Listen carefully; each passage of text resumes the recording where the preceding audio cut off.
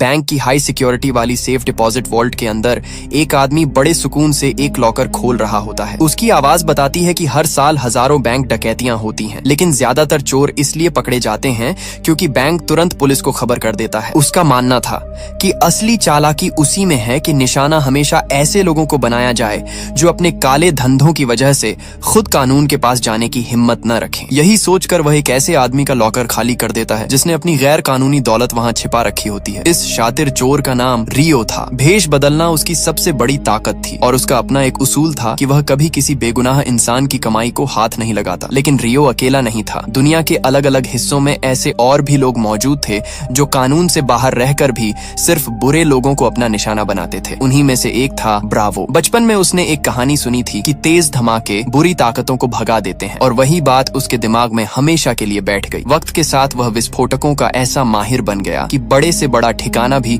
उसकी प्लानिंग के सामने ज्यादा देर टिक नहीं पाता था। कुछ समय पहले उसने एक सीक्रेट लैब को पूरी तरह तबाह कर दिया था, जहां से नशे वाला गैर कानूनी सामान अलग अलग जगह पहुंचाया जाता था। मासूम सा चेहरा देखकर कोई अंदाजा भी नहीं लगा सकता था कि उसके दिमाग में हर वक्त कितना खतरनाक प्लान चल रहा होता है। मगर कहानी यहीं खत्म नहीं होती। इस टीम का तीसरा हिस्सा भी उतना ही खतरनाक था। ईस्टर्न यूरोप के एक पुराने चर्च में हेलेना मौजूद होती है, जिसने कुछ ही समय पहले इंसानों की गैर कानूनी खरीद फरोख्त करने वाले गिरोह से कई लड़कियों को छुड़ाया था। उसी बात का बदला लेने के लिए पूरा गैंग हथियार लेकर चर्च पहुंच जाता है, लेकिन हेलेना बिना घबराए सीधे उनके सामने खड़ी हो जाती है। कुछ ही मिनटों में वह अपनी मार्शल आर्ट्स स्किल्स से एक एक करके सभी हमलावरों को जमीन पर गिरा देती है और आखिर में पूरे चर्च से अपने पैरों पर बाहर निकलने वाली अकेली इंसान वही होती है। अब तक रियो, ब्रावो और हेलेना एक दूसरे से पूरी तरह अनजान थे। तीनों अलग अलग जगह अपने तरीके से अपराधियों को सबक सिखा रहे थे, लेकिन उनकी जिंदगी उसी दिन बदल जाती है जब तीनों के पास फूलों का एक गुलदस्ता और उसके साथ एक खास न्योता पहुंचता है। यह न्योता एलेक्स नाम के एक रहस्यमयी आदमी की तरफ से भेजा गया था, जो दुनिया भर के भ्रष्ट लोगों और बड़े अपराधियों के खिलाफ एक टीम बनाना चाहता था। मुलाकात के दौरान टीम के नाम को लेकर कई सुझाव दिए जाते हैं, लेकिन आखिर में सब मिलकर अपनी नई टीम का नाम द मिसफिट्स रख देते हैं। इसी के साथ कहानी एक नई दिशा पकड़ लेती है। अब स्क्रीन पर लॉस एंजलिस की एक हाई सिक्योरिटी प्राइवेट जेल दिखाई जाती है, जहां जैक नाम का मशहूर चोर बंद होता है। उसकी रिहाई में सिर्फ कुछ घंटे बाकी थे, लेकिन इंतजार करने के बजाय वह एक ड्रोन की मदद से जेल से फरार हो जाता है। ये खबर मिलते ही जेल का मालिक विक्टर गुस्से से बेकाबू हो जाता है, क्योंकि जैक के साथ उसका पुराना हिसाब भी बाकी था। वह तुरंत जैक के सेल में पहुंचकर उसके रूममेट सैम से पूछताछ शुरू करता है।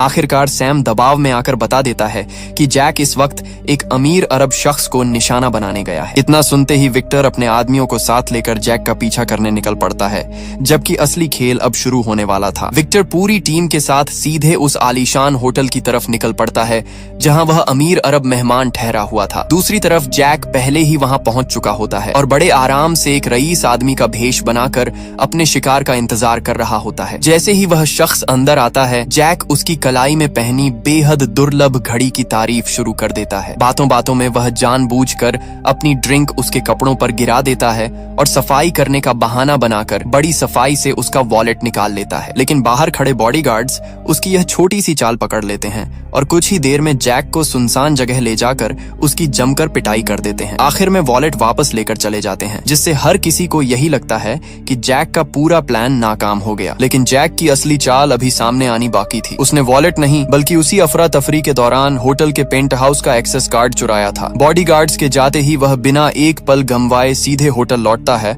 और उस कार्ड की मदद से पेंट हाउस में दाखिल हो जाता है। वहां दुनिया की सबसे महंगी और दुर्लभ घड़ियों का पूरा कलेक्शन रखा होता है। जैक बड़ी तेजी से सारी कीमती घड़ियां अपने बैग में भर लेता है और किसी को भनक लगने से पहले बाहर निकल जाता है। उधर विक्टर भी अपने आदमियों के साथ उसी होटल में पहुंच चुका होता है, लेकिन जैक एक बार फिर सबकी आंखों में धूल झोंककर वहां से निकलने में कामयाब हो जाता है। जैसे ही वह सड़क पर पहुंचता है, उसके सामने एक लग्जरी स्पोर्ट्स कार आकर रुकती है। जैक तुरंत उसमें बैठ जाता है, लेकिन ड्राइवर को देखते ही पूरी तरह चौंक जाता है। गाड़ी चला रहा इंसान वही अमीर शख्स होता है जिसकी घड़ियां वह अभी कुछ मिनट पहले चुरा कर निकला था। तभी खुलासा होता है कि वह कोई साधारण कारोबारी नहीं बल्कि एलेक्स था। असल में यह पूरी चोरी उसी का बिछाया हुआ जाल थी। उसने जानबूझकर जैक को अपने जाल में फंसाया ताकि उसकी काबिलियत खुद अपनी आंखों से देख सके। यहाँ तक कि विक्टर को मिली सारी जानकारी भी एलेक्स की ही बनाई हुई योजना का हिस्सा थी। अब जैक के सामने पूरी सच्चाई रखी जाती है। एलेक्स बताता है कि रियो, ब्रावो और हेलेना पहले से उसकी टीम का हिस्सा हैं, जबकि जैक की भर्ती सबसे आखिर में की जा रही है। होटल के कैमरे, चोरी की रिकॉर्डिंग और बाकी सारे सबूत अब एलेक्स के पास थे, इसलिए जैक के पास उनकी बात सुनने के अलावा कोई रास्ता नहीं बचता। इसी बीच विक्टर के हथियारबंद लोग फिर उनका पीछा शुरू कर देते हैं। एलेक्स तेज रफ्तार में कार दौड़ाता है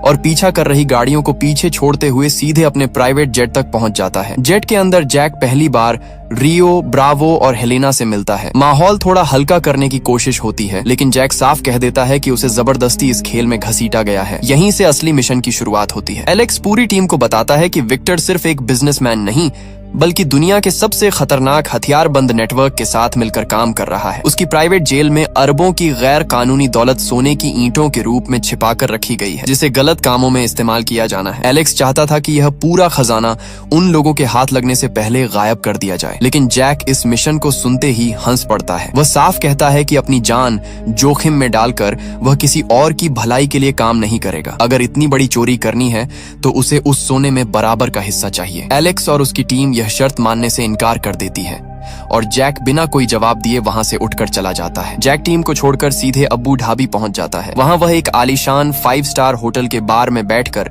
हमेशा की तरह अपने अगले शिकार पर नजर रख रहा होता है। कुछ ही देर में उसकी नजर एक बेहद अमीर आदमी पर पड़ती है, जिसकी कलाई में करोड़ों की दुर्लभ घड़ी चमक रही होती है। जैक बड़े आराम से उसके पास जाकर घड़ी की तारीफ करने लगता है और बातों बातों में बड़ी सफाई से उसका वॉलेट भी निकाल लेता है। लेकिन इस बार खेल अचानक पलट जाता है। एक लड़की उससे हल्का सा टकराकर आगे बढ़ जाती है और जब जैक अपनी जेब देखता है तो उसका चेहरा बदल जाता है। उसका चुराया हुआ वॉलेट गायब हो चुका होता है। जैक तुरंत उस लड़की के पीछे दौड़ता है। कुछ ही दूरी पर वह देखता है कि लड़की वही वॉलेट उसके असली मालिक को वापस कर रही होती है। जैक जैसे ही उसका हाथ पकड़कर उसे अपनी तरफ घुमाता है, वह एक पल के लिए बिल्कुल खामोश रह जाता है। वह लड़की कोई और नहीं बल्कि उसकी अपनी बेटी नैन्सी होती है, जिससे वह कई सालों से नहीं मिला था। नैन्सी बताती है कि वह यहाँ शरणार्थी बच्चों की मदद से जुड़े एक राहत मिशन के सिलसिले में आई है। जैक बातचीत शुरू करने की कोशिश करता है, लेकिन नैन्सी साफ कह देती है कि उसे अपने पिता पर कभी भरोसा नहीं रहा, क्योंकि बचपन में वह उसे और उसकी माँ को अकेला छोड़कर चला गया था। फिर भी वह इतना जरूर मानती थी कि जैक के अंदर कहीं न कहीं एक अच्छा इंसान अभी भी बाकी है। नैन्सी की यह बात जैक के दिल पर सीधा असर करती है। कुछ देर सोचने के बाद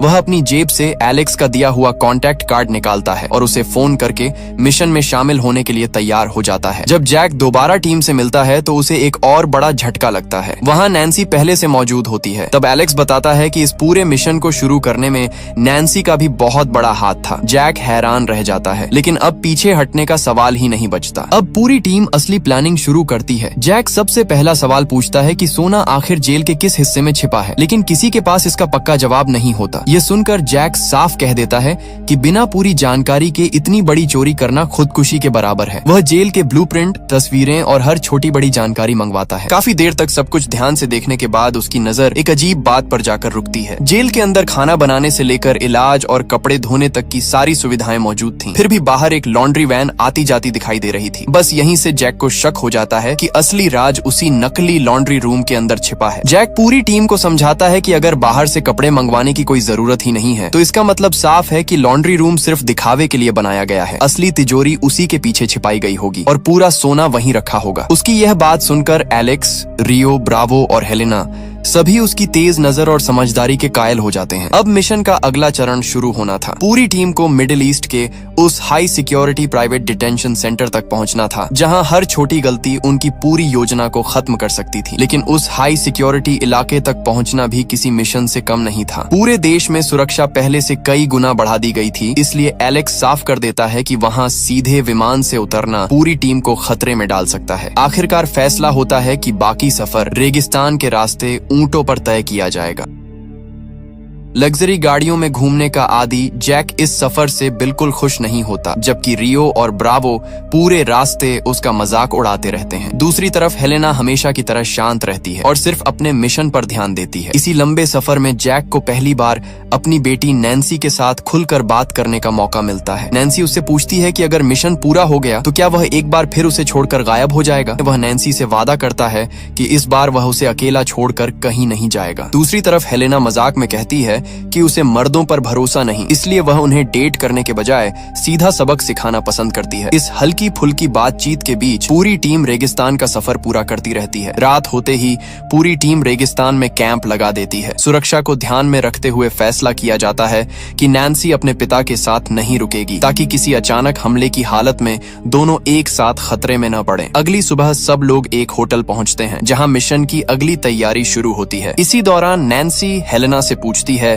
कि अगर सामने वाला दुश्मन सिर्फ एक ही वार में गिराना हो तो वह सबसे पहले क्या करेगी। हेलेना मुस्कुराकर बताती है कि सही जगह पर किया गया एक तेज हमला सबसे ताकतवर इंसान को भी कुछ सेकंड में जमीन पर ला सकता है। वहीं दूसरी तरफ एलेक्स पहली बार खुलकर बताता है कि वह सच में एक छोटे से देश का राजकुमार है, जबकि रियो हमेशा की तरह अपने नाम को लेकर मजेदार बहस छेड़ देता है। लेकिन अब मजाक का वक्त खत्म हो चुका था। जैक पूरी टीम को समझाता है कि तिजोरी इतनी मजबूत होगी कि उसे सामान्य तरीके से खोलना नामुमकिन है, इसलिए उसे उड़ाने की तैयारी करनी होगी और इतना भारी सोना बाहर निकालने के लिए बड़े ट्रांसपोर्ट की भी जरूरत पड़ेगी। एलेक्स ये जिम्मेदारी अपने ऊपर ले लेता है। तभी हेलेना को खबर मिलती है कि विक्टर एक खास मुलाकात के लिए शहर के एक आलीशान रेस्टोरेंट में आने वाला है। यह जानकारी मिलते ही जैक और रियो तुरंत नया भेष बनाकर वहां पहुंच जाते हैं, ताकि विक्टर की अगली चाल का पता लगाया जा सके। रेस्टोरेंट के अंदर पहुंचकर दोनों चुपचाप विक्टर पर नजर रखने लगते हैं। कुछ देर बाद विक्टर एक भारी ब्रीफकेस रायन नाम के आदमी को सौंप देता है, जो उस खतरनाक नेटवर्क के सबसे भरोसेमंद लोगों में से एक था। हेलेना दूर से पूरी मीटिंग पर नजर रख रही होती है और टीम को बताती है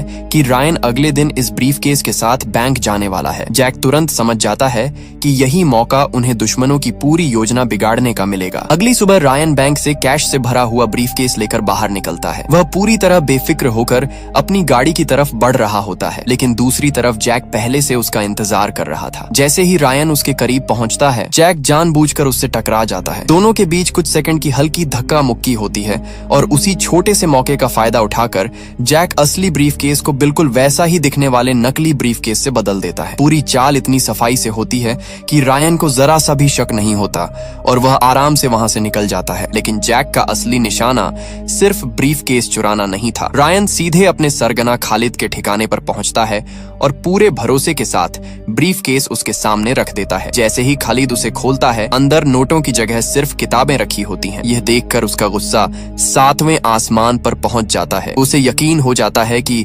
रायन ने उसके साथ धोखा किया है। रायन लाख सफाई देने की कोशिश करता है, लेकिन खालिद उसकी एक भी बात नहीं सुनता और उसी वक्त उसका हमेशा के लिए काम तमाम कर देता है। इसके तुरंत बाद वह विक्टर को फोन करके साफ कह देता है कि अब उसे उसकी सुरक्षा पर बिल्कुल भरोसा नहीं रहा और वह 3 दिन बाद खुद आकर अपना पूरा सोना अपने कब्जे में ले जाएगा। ये खबर मिलते ही एलेक्स की पूरी टीम के लिए हालात बदल जाते हैं। पहले उनके पास प्लान बनाने का काफी वक्त था, लेकिन अब मिशन पूरा करने के लिए सिर्फ 3 दिन बचे थे। माहौल अचानक गंभीर हो जाता है और सभी की नजरें जैक पर टिक जाती हैं। जैक कुछ देर तक चुपचाप सोचता रहता है, फिर पूरे आत्मविश्वास के साथ बताता है कि इतनी मजबूत सुरक्षा को ताकत से नहीं बल्कि अफरा तफरी से हराया जाएगा। उसके मुताबिक अगर पूरी जेल एक साथ बेकाबू हो जाए तो गार्ड्स का ध्यान तिजोरी से हट जाएगा और यही उनका सबसे बड़ा मौका होगा। यहीं से जैक अपनी पूरी योजना सबके सामने रखता है। वह बताता है कि एलेक्स के 2 भरोसेमंद आदमी पहले से कैदी बनकर उसी हाई सिक्योरिटी फैसिलिटी के अंदर मौजूद हैं और किचन में काम कर रहे हैं। सही वक्त आने पर वही लोग खाने में ऐसा बैक्टीरिया मिलाएंगे जिससे सभी कैदी एक साथ बीमार पड़ जाएंगे। हालात इतने खराब हो जाएंगे कि बाहर से मेडिकल टीमें और एम्बुलेंस बुलानी पड़ेंगी। इसी अफरा तफरी का फायदा उठाकर नैन्सी और हेलेना मेडिकल स्टाफ का भेष बनाकर अंदर दाखिल होंगी। बाहर से देखने वालों को सब कुछ एक मेडिकल इमरजेंसी लगेगा, जबकि अंदर चोरी का सबसे बड़ा खेल चल रहा होगा। लेकिन अभी भी सबसे मुश्किल हिस्सा बाकी था। तिजोरी तक पहुंचने का कोई सीधा रास्ता नहीं था, इसलिए पहला कदम रियो को उठाना था। अगली सुबह वह सरकारी हेल्थ इंस्पेक्टर का पूरा भेष बनाकर फर्जी दस्तावेजों के साथ जेल पहुंचता है। अंदर जाते ही वह सीधे वार्डन ओमार पर सवालों की बारिश कर देता है और किचन की हर चीज बारीकी से जांचने लगता है। जांच के दौरान रियो जानबूझकर वहां लगे पुराने ओवन को खराब बताता है और रिपोर्ट में बड़ी शिकायत दर्ज करने की धमकी देता है। ओमार घबरा जाता है क्योंकि उसे पता था कि खराब रिपोर्ट उसके लिए बड़ी मुसीबत बन सकती है। रियो का यही दबाव उनके पूरे मिशन का अगला दरवाजा खोल खोलने वाला था। ओमार तुरंत रियो को भरोसा दिलाने की कोशिश करता है कि वह सारी कमियां जल्द ठीक करवा देगा। इसी दौरान रियो बड़े आराम से पूछता है कि आखिर ये पुराने ओवन किस कंपनी ने लगाए थे। ओमार बिना किसी शक के कंपनी का नाम बता देता है। बाहर बैठी नैन्सी और टीम का टेक सपोर्ट उसी वक्त उस कंपनी का कम्युनिकेशन सिस्टम अपने कंट्रोल में ले लेते हैं। रियो फिर ओमर से कहता है कि अगर वह अभी नए ओवन का ऑर्डर दे दे तो रिपोर्ट भी ठीक रह सकती है। ओमर फौरन कंपनी को कॉल करता है,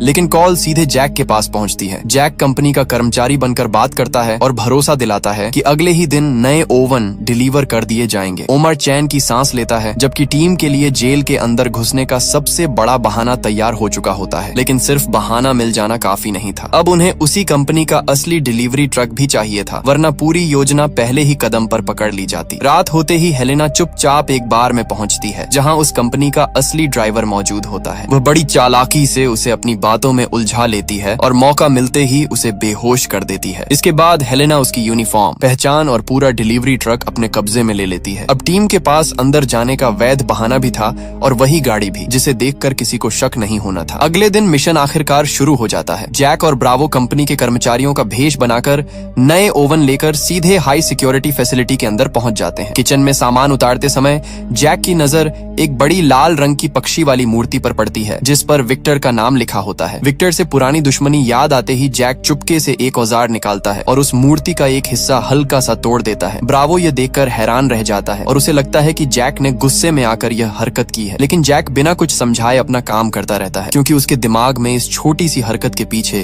बहुत बड़ा प्लान छिपा होता है। उधर किचन की जांच करते हुए ओमार को अचानक कुछ अजीब महसूस होने लगता है। वह नए ओवन को खुद चेक करने के लिए आगे बढ़ता है। यह देखकर जैक और ब्रावो बिना वक्त गंवाए कर्मचारियों की यूनिफॉर्म उतारकर कैदियों वाले कपड़े पहन लेते हैं और मशीनों के अंदर छिप जाते हैं। ओमर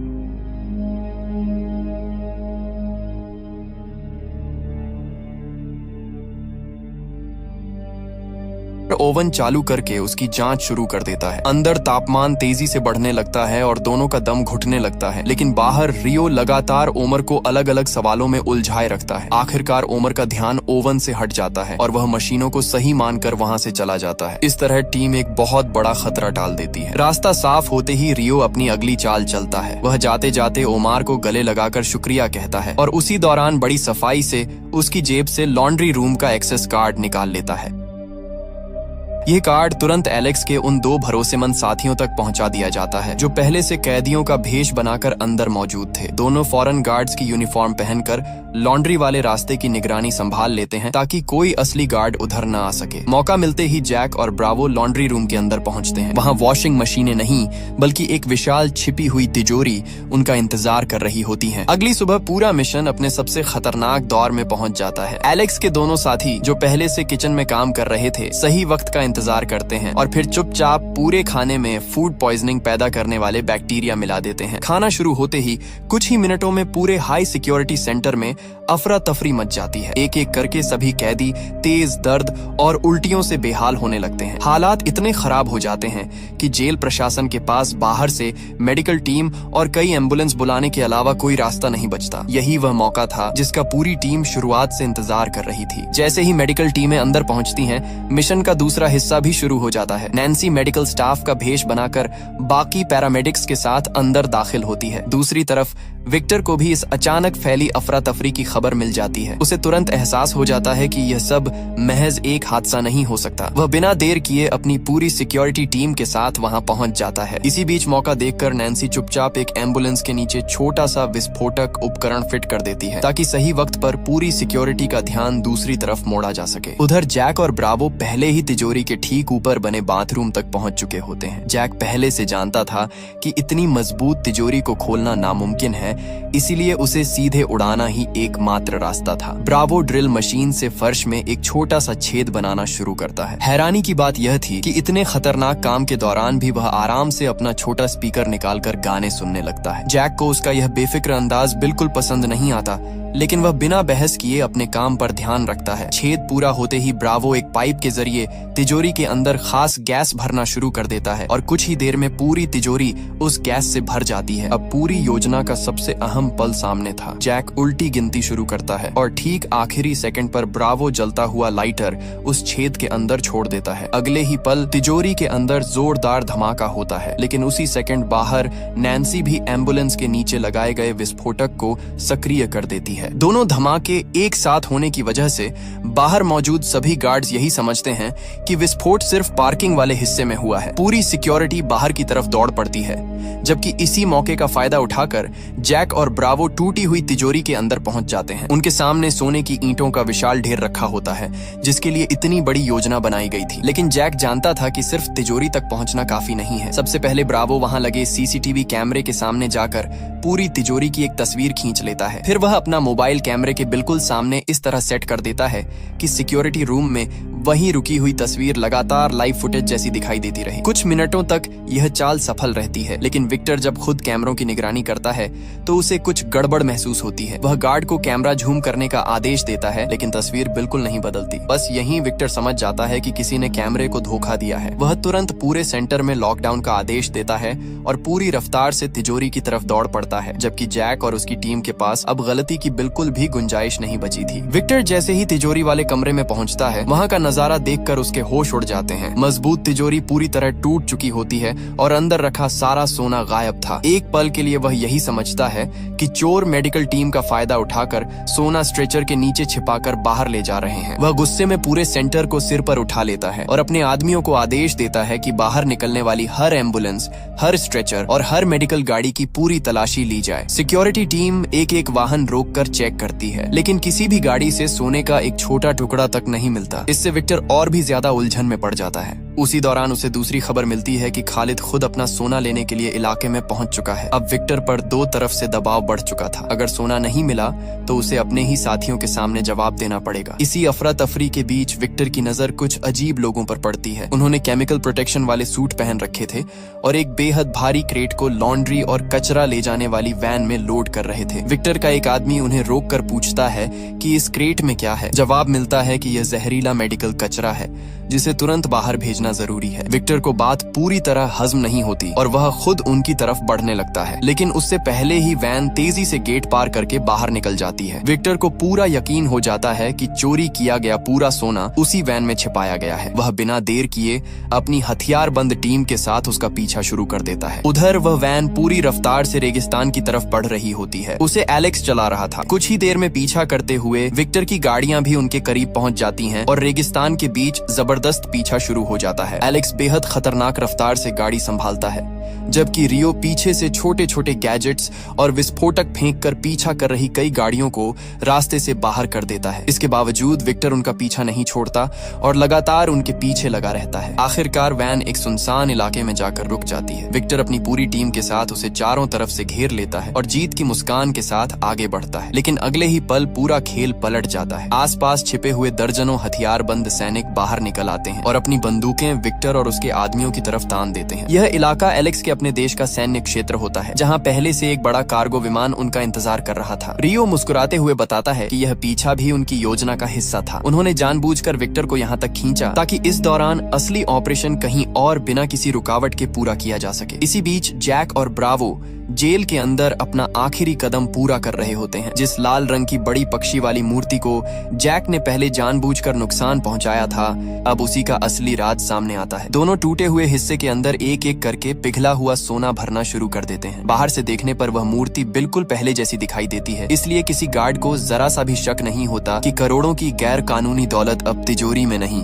बल्कि सबके सामने रखी उसी सजावटी मूर्ति के अंदर छिपी हुई है। लेकिन मूर्ति को बाहर निकालना अभी भी आसान नहीं था। तभी रियो अपनी अगली चाल चलता है। उसने पहले ही विक्टर के डिजिटल सिस्टम तक पहुंच बनाकर एक बिल्कुल असली जैसा अनुमति पत्र तैयार कर लिया था। उस दस्तावेज में लिखा होता है कि क्षतिग्रस्त मूर्ति को तुरंत मरम्मत के लिए बाहर भेजा जाए। जेल का स्टाफ उस आदेश को पूरी तरह असली मान लेता है। कुछ ही देर बाद वही मूर्ति आधिकारिक रिकॉर्ड के साथ एक ट्रक में लाद दी जाती है और बिना किसी रोक टोक के हाई सिक्योरिटी फैसिलिटी से बाहर निकल जाती है। किसी को अंदाजा भी नहीं होता कि जिस चीज को वे सिर्फ टूटी हुई सजावट समझ रहे हैं, उसी के अंदर पूरा खजाना छिपा हुआ है। दूसरी तरफ विक्टर अब भी खाली वैन के पीछे भाग रहा था। तभी उसे खबर मिलती है कि खालिद उसके सामने पहुंच चुका है और अपना सोना मांग रहा है। विक्टर पूरी कोशिश करता है कि हालात संभाल सके, लेकिन उसके पास दिखाने के लिए कुछ भी नहीं बचा था। खालिद को यकीन हो जाता है कि विक्टर ने उसके साथ विश्वासघात किया है। कुछ ही सेकंड में दोनों पक्षों के हथियारबंद लोग आमने सामने आ जाते हैं और गोलियां चलनी शुरू हो जाती हैं। रेगिस्तान का इलाका अचानक जंग के मैदान में बदल जाता है। इसी अफरा तफरी का फायदा उठाकर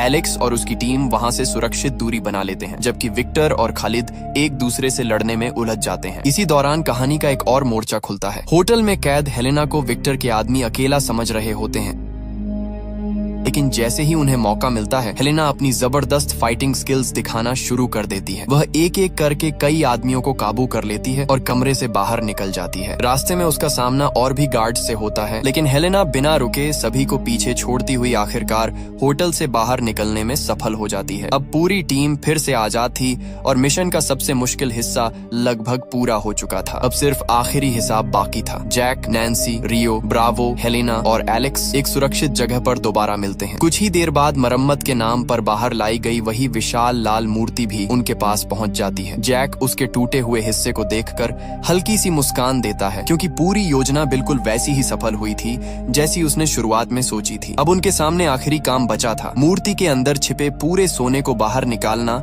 और यह तय करना कि इस गैर कानूनी दौलत का आखिर इस्तेमाल किस तरह किया जाएगा। कुछ समय बाद पूरी घटना को लेकर दुनिया भर में अलग अलग खबरें चलने लगती हैं। आधिकारिक रिकॉर्ड में यही दिखाया जाता है कि हाई सिक्योरिटी फैसिलिटी में हुई अफरा तफरी के दौरान वहां रखा गया गैर कानूनी सोना बरामद नहीं हो सका। दूसरी तरफ विक्टर और खालिद की पूरी योजना बुरी तरह बिखर चुकी होती है। जिस दौलत के दम पर उन्होंने अपना खतरनाक नेटवर्क खड़ा किया था, वही अब हमेशा के लिए उनके हाथों से निकल चुकी थी। किसी को भी यह समझ नहीं आता कि आखिर इतना बड़ा खजाना आंखों के सामने से कैसे गायब हो गया। लेकिन कहानी का सबसे दिलचस्प मोड़ अभी बाकी था। मिशन पूरा होने के बाद जैक बिना किसी को बताए अचानक वहां से चला जाता है। नैन्सी को लगता है कि हमेशा की तरह जैक अपना हिस्सा लेकर सबको छोड़कर निकल गया। वह काफी निराश हो जाती है, क्योंकि अब उसे यकीन होने लगता है कि जैक पर भरोसा करना शायद उसकी सबसे बड़ी गलती थी। पूरी टीम भी कुछ देर तक यही सोचती रहती है कि शायद उनकी राहें अब हमेशा के लिए अलग हो गई हैं। मगर सच्चाई बिल्कुल अलग थी। कुछ समय बाद जैक अचानक सबके सामने वापस लौटता है। उसके साथ वही लाल रंग की विशाल मूर्ति होती है, जिसके अंदर पूरा सोना छिपाया गया था। जैक सबको बताता है कि उसने अपना हिस्सा लेकर भागने के बजाय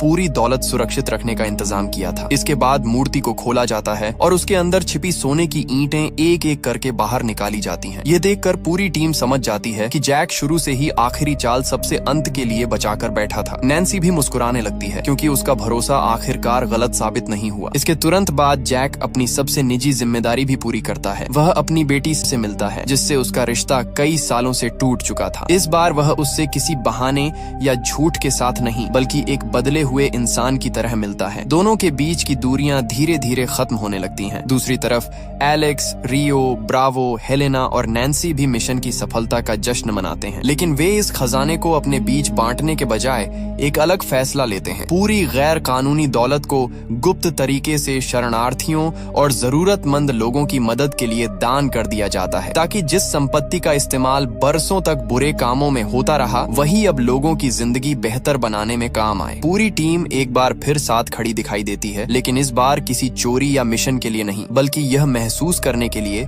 कि असली जीत सिर्फ खजाना हासिल करना नहीं थी। उन्होंने एक खतरनाक नेटवर्क की ताकत छीन ली, कई बेगुनाह लोगों के भविष्य को बेहतर बनाने का रास्ता खोला और अपने अपने अधूरे रिश्तों को भी नई शुरुआत दी। जैक मुस्कुराते हुए अपनी टीम की तरफ देखता है और सभी अलग अलग दिशाओं में अपनी नई जिंदगी शुरू करने निकल पड़ते हैं। यहीं पर द मिसफिट्स 2021 की कहानी खत्म हो जाती है।